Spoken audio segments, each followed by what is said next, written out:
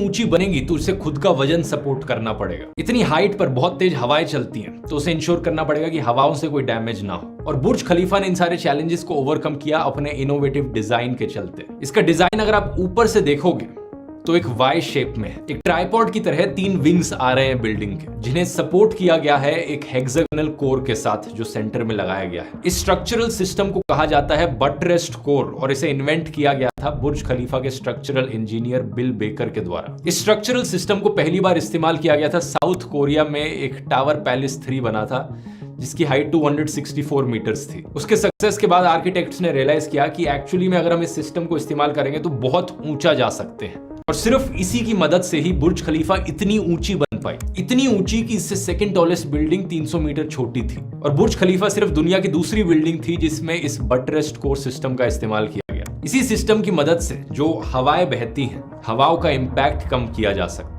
इसे आप कंपेयर कीजिए न्यूयॉर्क की नई रेजिडेंशियल बिल्डिंग से जो बहुत ऊंची बनाई गई हैं, सुपर टॉल की कैटेगरी में आती हैं, लेकिन उन्होंने इस बटरेस्ट कोर सिस्टम का इस्तेमाल नहीं किया। तो क्या करना पड़ रहा है उन बिल्डिंग्स में? हवाओं से बचने के लिए कुछ फ्लोर्स खाली छोड़ने पड़ रहे हैं जिससे कि हवा पास थ्रू कर सके, जैसे कि ये 432 पार्क एवेन्यू बिल्डिंग। इसके अलावा बुर्ज खलीफा की जो फाउंडेशन है उसके नीचे 192 कंक्रीट और स्टील कॉलम्स लगाए गए हैं। 50 मीटर नीचे तक जाते हैं वो जमीन में। लेकिन ऊपर की बिल्डिंग को बनाने के लिए कंक्रीट को ऊपर भी ट्रांसफर करना पड़ेगा, ले जाना पड़ेगा ऊपर तक। और ये करने के लिए दुनिया के लार्जेस्ट कंक्रीट पंप्स बनाए गए थे बुर्ज खलीफा को बनाने के लिए।